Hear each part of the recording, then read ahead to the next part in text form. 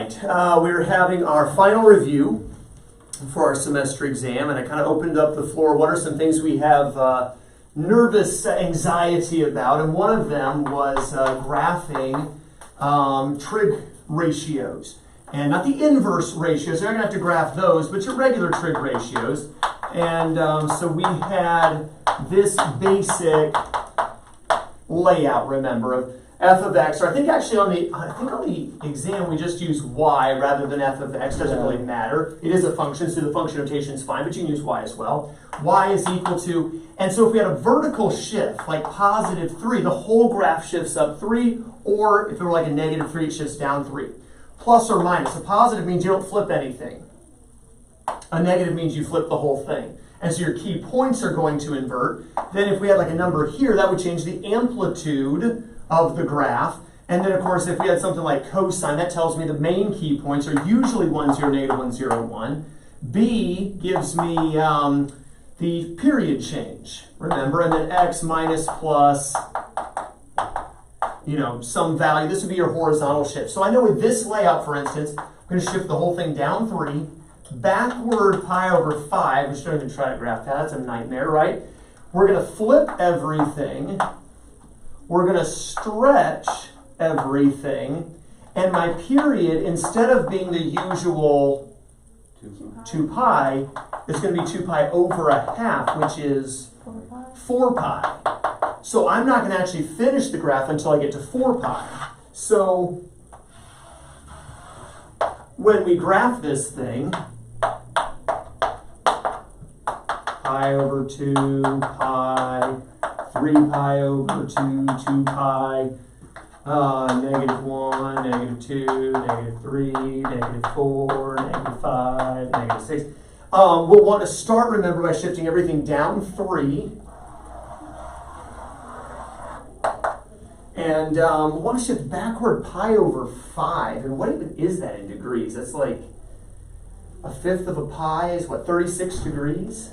This is basically one box. Okay, so you basically shift back a box. Because 30 degrees would be a box. This is a tiny bit more than a box that we shift back. And there's our y prime axis. Here would be our x prime axis. But we're going to start at negative 2 from here. So since we're already at negative 3, going down negative 2 would actually put us at negative 5. And then we're going to end at 4 pi. So we're going to end at the same negative 2 down, well, I guess technically what, a box before that?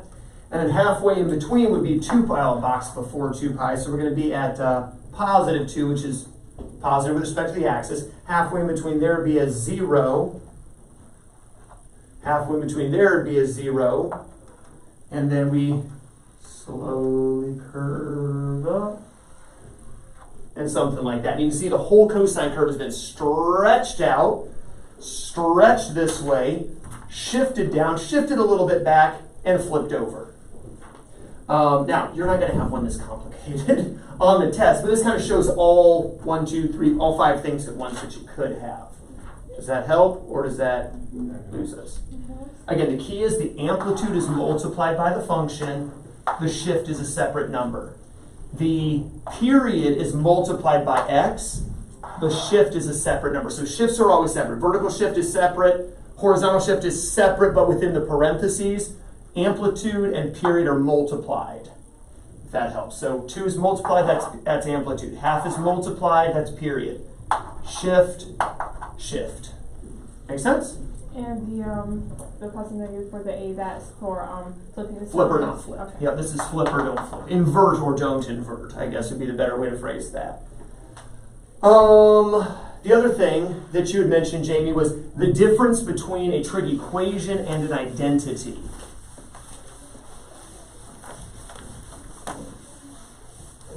So if I have, for instance, the cosine of gamma, sine squared gamma minus cosine gamma equals 0. If I'm solving it, right, if this is not a verification, then here's where we'll factor out the cosine. Because we set it all equal to 0, right? Or for instance, maybe it would start out with this, right? And then we would bring the cosine over as a negative. But sine squared does not equal cosine. They're not the same thing. So I'm not verifying that they match. I'm just solving. That's why I set it equal to 0. Say that cosine equals 0 over 1 for a positive, negative. Here, send the 1 over as a positive. Take the square root to get sine. Equals positive, negative 1 over 1. And actually kind of a redundancy here because when is cosine 0? At 90, so that's going to be 90 and a negative of 270. And when is sine 1? 90 and a negative of 270. So this is a horrible example, but that's where we're actually solving for the angle. Whereas if I said, it's going to be fun to make one of these up on the spot. Secant squared theta, oh goodness, plus cosecant squared theta minus 2 is equal to tangent squared theta plus cotangent squared theta. Something like that. For one thing, you're glad you don't have to try to solve it. For another thing, in a verification, you pick one side, and you're only going to work that side, but you're not going to... Yeah, anyway. So, I would look at this side and say, this looks more complicated to me. I got secants and cosecants. On the other side, I've got tangents and cotangents. The secant squared can become a 1 plus tangent squared. And the cosecant is 1 plus cotangent squared. And we don't touch the other side, remember. And then the 1 and the 1, that would be 2, and then minus 2 is 0. And they're, boom, in 2 steps. Again, I'm terrible at making these up, so of course it was going to be one that was easy, right? But I was making them up on the spot, and it's checked off that it's all equal. Are we going to have verifications for that? Yes, yeah, we did practice some of those in our previous review time. And then like simplifying, where I think it's just... You're trying to get an actual number? No, I think Simplify. it's just still stuff like that, like it's, if we need to like plug stuff in at the end. But, or just like we would plug stuff in, but it would be like simplified if we had numbers to plug in. Or something like that. I don't know. Trying to figure out what she's talking about. Is there something, show me something from the review Trying to notes. see if we have, I don't know if we did one recently or not. Am I even? Wait, no, that's just what we did. That's a verification. Okay. I think it might be okay. I can't remember. I don't know if I have one. Oh, I think I know what you're talking about. Where we had like, the secant of phi is equal to negative 37/12. And in order to find like the tangent, we said, well, tangent squared phi plus 1 equals secant squared phi. And you plugged in the negative 37/12 to solve for the tangent? Is that what you're talking about? Because we did do that, and I specifically said, don't do that on a test. That's the hard way. It was a lot like that, except we weren't verifying both sides. We just had one thing. Oh, you were just given one side and said, make this as simple as you can? Yeah. That was the only reason we even did those exercises was to get you ready for Okay. this. So no, you won't see that. Okay, good question. Let me skim through and call off some concepts to you, make sure we're good. We got about 5 or 6 more minutes to review here. Should we go the graphing with the tangents and the cotangents? Yeah, we could do that. It's like asymptotes and... Yeah, those asymptotes can be a fun one. So if we said y is equal to 1 minus the cotangent theta, or x, it'd have to be an x, right? Y equals 1 minus the cotangent of x. There's 2 changes we're going to make to the basic cotangent curve. Shift the graph up and plug it.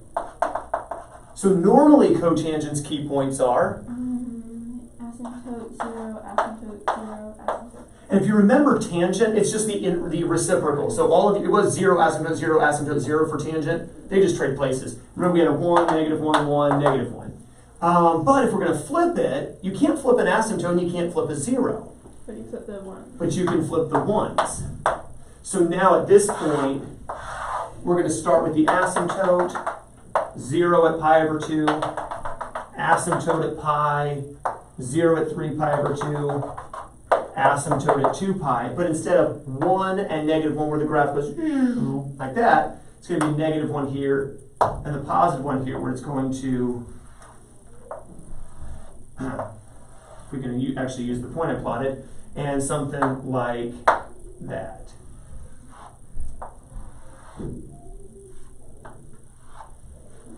So that would be kind of the idea there, right?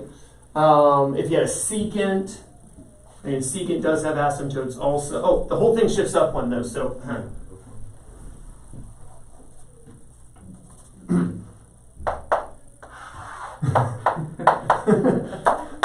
Oh my goodness. Cheers do prosper. Pi over 2, pi, 3 pi over 2. Yeah, see, that's take a picture. But yeah, there we go there. As a secant, of course, has asymptotes as well. Again, my general strategy for secant is to start with a sketch of the cosine curve. So I know cosine does this. So my secant, 1 is its own reciprocal. Zeros become asymptotes. Halves become 2s. And negative 2s.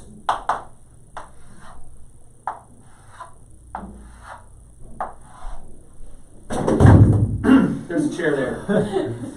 What is secant's key points? Technically 1 asymptote, negative 1 asymptote 1, because cosine is 1, 0, negative 1, 0, 1. So you just replace zeros with asymptotes on the cosine. And if you did cosecant, right, we'll start with sine, right? 0, 1, 0, negative 1, 0. We'll make that asymptote 1, asymptote negative 1, asymptote, right? And then halves become 2s, and negative halves become negative 2s. And sine's key points are 0, 1, 0, negative 1, 0, negative 1, 0. alright. And then tangent is 0, asymptote 0, asymptote 0. alright. 0, asymptote 0, wherever 0 went, asymptote 0. Rough sketch, rough sketch. How many points is this stuff gonna be worth? Yeah. No more than 100. Oh, I guess there's that. Ethan's like, I'm leaving.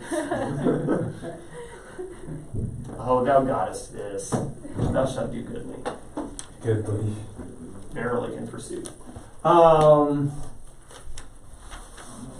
There's something else somebody started to ask about, I thought. Maybe not. Maybe nobody asked about anything. What is very taken? Somebody asked about sum and difference identities. What are sum and difference identity for sine? Sine, cosine, cosine, sine. Yeah, we go sine, cosine, cosine, sine. Ever done for cosine? Cosine, cosine, sine, sine. Good. Quentin's ready. Cosine, cosine, sine, sine, sine. And then tangent is just the weird one, right? Tangent plus minus tangent. All over 1 minus plus tangent, tangent. It's no good at all.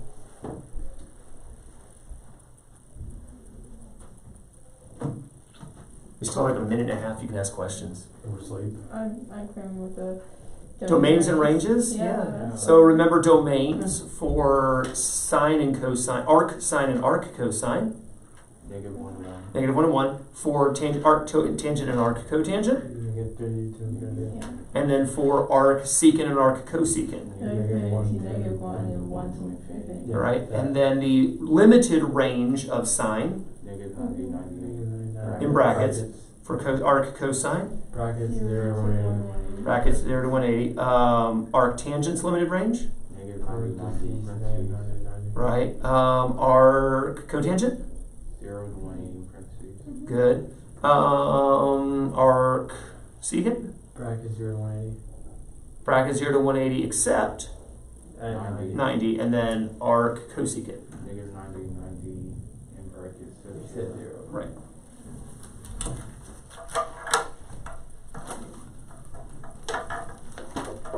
All right. Is the bell rung yet? It's about to ring yet. All right, we'll call that good. We got a exam forthcoming then.